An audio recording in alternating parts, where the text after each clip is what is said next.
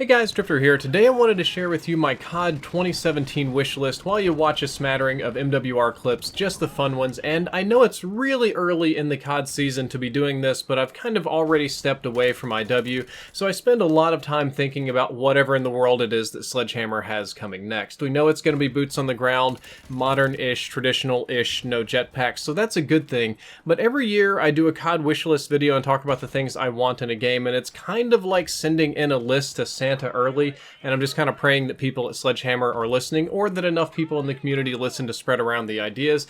And often it's a list of like 20 things with a lot of minutia and detail, but this year I'm going to do the exact opposite. Instead, I'm going to ask for 3 things. Just 3 things. I would say 3 little things, but that's not entirely true. There are actually 3 large, multifaceted things that Call of Duty badly needs. And those things are as follows: a true 100% set of dedicated servers with no P2P, no hybrid, none of the old weird matchmaking, and we can make those 60 Hz as well.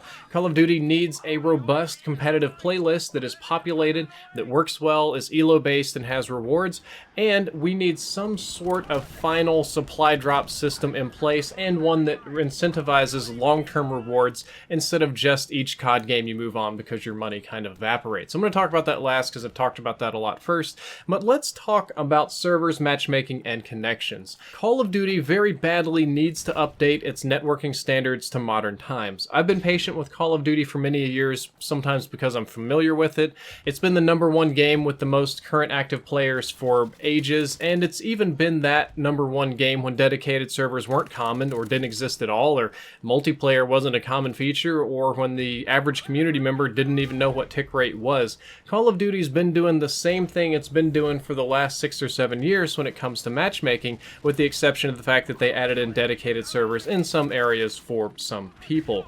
But what we need is true 100% dedicated servers. For some reason, and I do not know why, P2P seems to be getting worse. I remember playing COD back in the day, and yeah, there were sketchy servers, there were sketchy matches, but it didn't make much difference to me if I was playing on a dedicated server or just some guy's host at home. But I think that the amount of internet that a person uses has increased on average. Now it's common that not only will they be playing video games, but that somebody else in the house will be running Netflix or on the phone, or they'll have YouTube open or a stream or something like that, or even running torrents now are even much more common than they were then. So P2P is much more noticeable. I definitely notice it when I'm on a P2P server, and that's just not fun at all, especially when every major game on the planet now runs dedicated servers. Just off the top of my head, and all of these, even Activision-owned properties, are Call of Duty competitors.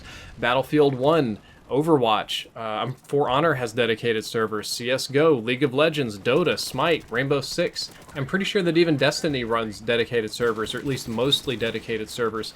And the majority of these games are running 60 Hz servers at minimum for their players, which would help Call of Duty a lot too, with the weird bullets around the corner and the sort of discrepancies you get in kill cams.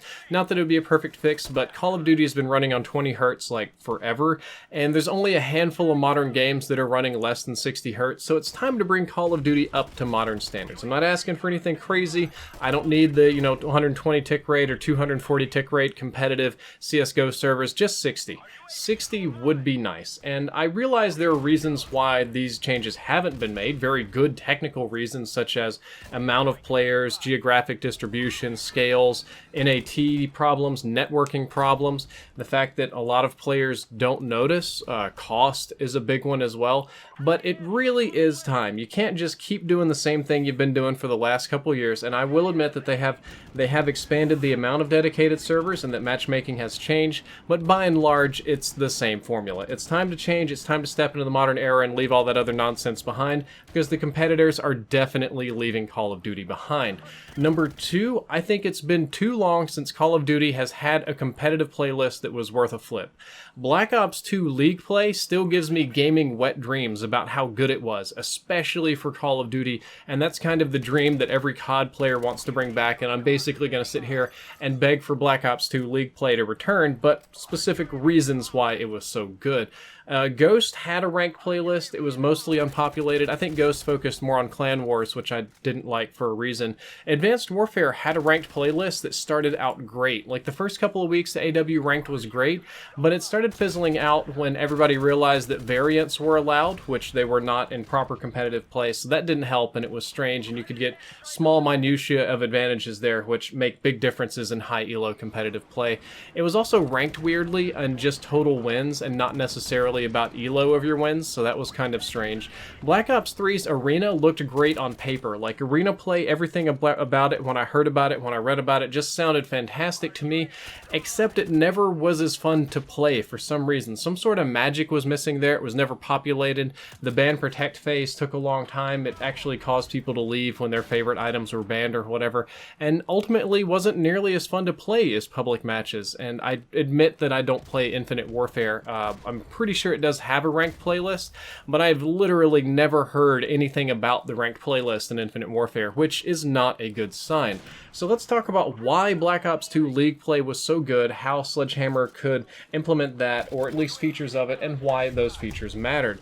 Black Ops 2 League play was fun for me because it had an elo system for your actual ranks. It wasn't based on total wins, as most of the other systems were, but rather it had its own internal sort of elo system, which means like if you're, let's say you're silver and you beat somebody that's diamond, which is several levels higher than you, then you get more of an experience gain and they get more of an experience loss. It kind of levels out. So even when the player base is low, if you get matched out of your league, which was what the issue that AW had. Like if you're, let's say you're bronze and you beat somebody that's platinum, it's still just like a win. It didn't matter very much. But they had a type of elo system in place, which helped a lot. They had nice little medals for each level, so you could visually see how people were doing. I think all of them have had that, which is good. But unlike the other ones, Black Ops 2 had a different queue for solo queue. I think you could solo and duo queue. And then they had a different tier for team queues, where you could make your teams and join and create and go through your placements, kind of like most of the other competitive games. I think it was largely copying League of Legends at the time, which I was just getting into. That worked fantastically. It was easy to get match made in. I don't know if it was just the culture or the amount of people playing Black Ops 2 or whatever, but going into competitive playlists in any Call of Duty game since then has just been a ghost town. You'll eventually get some matches with some people that aren't super interested and are wildly different elos. Black Ops 2, you went into that matchmaking, you got matched same elo team super fast. It was really fun. Also, they mirrored MLG rules almost exactly, or as exactly as they could for online. So that means that whatever you watch people play competitive on Twitch or I guess MLG.TV or whatever was the exact same thing that you booted up and played on your console. Same rules, same settings, same everything, like 99%. That hasn't been the case ever since then, which is why people haven't played it. Top teams got invited to go to Call of Duty Champs, which was insane. That's kind of like what a lot of other things do with their Challenger and Master tier teams and stuff like that. Overwatch, CSGO, League of Legends, whatever. And finally, pros even practiced in Black Ops 2 League play. Black Ops 2 League play was so good that pro players thought it was worth their time to go in and matchmake against other high elo players and practice against them instead of just doing scrims forever. So I want to imagine Sledgehammer bringing all of these sort of things back to their next Call of Duty game, but maybe they can include some of the better aspects of Advanced Warfare, like the ranked gear that you got, which that actually was one of my favorite things. I did play a little bit of competitive in Advanced Warfare because it was fun for me to get the platinum or the diamond or like the master level armor and to show that off. And I think it would be cool for a change in Call of Duty to talk about how good their players are based on elo or skill level or ranking instead of master prestige. I got 100 kills in a pub game. I pub stomped this dude so hard. I throw a lot of knives, something like that. Imagine the difference if you go and sign into a lobby and you view somebody's name and, like, let's say Overwatch or CSGO or League or something, you see that, oh, this person has a silver button or a silver outline and this other guy has a diamond, so they're like on totally different levels, and that way you'll know that this guy's dangerous, or hey, I beat a whole team of diamonds, I feel good about myself. That's kind of where modern games are going, and Call of Duty is not there right now, so bringing that back to Call of Duty would be fantastic in my opinion. And definitely the rare gear. It would be really cool, like whatever rank you get rare gear at the end of the season.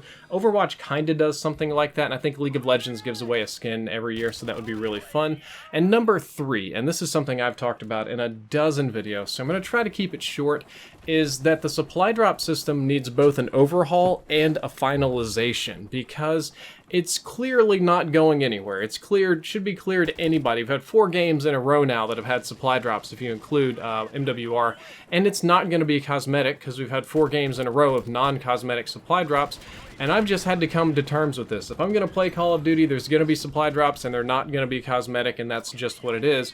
However, the system has changed 3 years in a row, if you know, from company to company, and it's not very consistent for players. They have to learn all the new rules. So Advanced Warfare started it, which was Sledgehammer again. They had stat changing variants, they had new guns, and they had just tons and tons of loot. If I get another pair of Nigerian boots, I'm gonna go absolutely crazy. Black Ops 3 was mostly loot, mostly, you know, taunts and gestures and, you know, clothing and stuff, but you could get new guns too, and a buttload of melee weapons, which I have a suggestion about there as well. And they also implemented the rare and the regular supply drops and the buyback and the currency and all that. I think that Infinite Warfare and MWR ultimately mastered this system, and even though I don't play Infinite Warfare because I feel that it was made just to sell supply drops, I can't lie that their supply drop system isn't the best that we've ever had. You have 3 types of currency. You have one that you earn, one that you buy, and one that's sort of a guaranteed unlock, the scrap that you get in-game that you can save up. And doing so allows you to get some guaranteed variants, some guaranteed unlocks, and that's a better system than anything we've had before. However, it's still geared to sell more drops. I think that mimicking the IW/MWR system would be better, but I would be really happy if they also added some way to get long-term value from these items. As I've said many times before, when a Call of Duty game is done and out of cycle, the money that you spent unlocking things and supply drops, or the time that you spent grinding, essentially becomes worthless. Like, how many of you are super pumped about your Advanced Warfare loot that you spent money on now, or Black Ops 3, mind you, now that it's out of season? Probably not a lot of players, unfortunately, and I think that needs to change. So, as much as I complain about supply drops for Call of Duty, I legit buy cosmetic items and spend real dollars for it in League of Legends and Overwatch because they're forever items. It also helps that they're cosmetic, personally, but the items that I bought in 2012, 5 years ago, in League of Legends, those are still valid today. I can still boot up and play with those skins in the same game with the same player base and have fun, whereas with Call of Duty, I can't do that. I think Sledgehammer's in a unique position because they started with the supply drops, so they could have an opportunity to even give you some of the variants or weapons that you unlocked in Advanced Warfare and whatever their new game is, or at least credits toward new purchases because they have all the data there on their servers, and that would be fantastic. It's also a slight gripe of mine that Call of Duty is probably one of the most heavily monetized games on the planet at the moment. If you think about it, Call of Duty, they have a big pre-order campaign. There's usually a pre-order bonus map that you only get for pre-ordering the game, which is a stupid business model to begin with. Then you have the game itself you buy for $60. Then you have a DLC season pass you buy, and then there's the supply drops and the RNG loot, and it adds up to just too much. Most of these games will be season pass, but then you get RNG loot. Or you buy the game, but the DLC and bonus stuff is forever and the RNG loot. Or it's free and you get the loot. Or it's, you know, the main game and the DLC, but no loot, all that's free, you have to earn it. Call of Duty is just monetizing all of that. So it's time to kind of pick a plan and modernize it instead of just monetizing literally everything. And I think that Sledgehammer Games is in a unique position because they were the very first CoD studio to implement this supply drop system and this type of monetization. They've had the most time to get feedbacks and internal data from their customers, from Activision, from the other studios, to view what the community thinks about it and come up with a better alternative system. So that is it for my Call of Duty wish list. In short, I want to improve the quality of the servers, get rid of P2P, and let's up that tick rate. I want a really good competitive playlist, like a ranked playlist that is really dope, because I play a lot of ranked in other games, but I don't in Call of Duty because it's super boring. And finally, some sort of value system needs to be added to the supply drop, or consistency at least, to make it make sense to the consumer. Guys, that's all for this video. I hope you enjoyed it. I hope you enjoyed the crazy gameplay clips, and if you did, don't forget to like, favorite, and subscribe. Drifter out.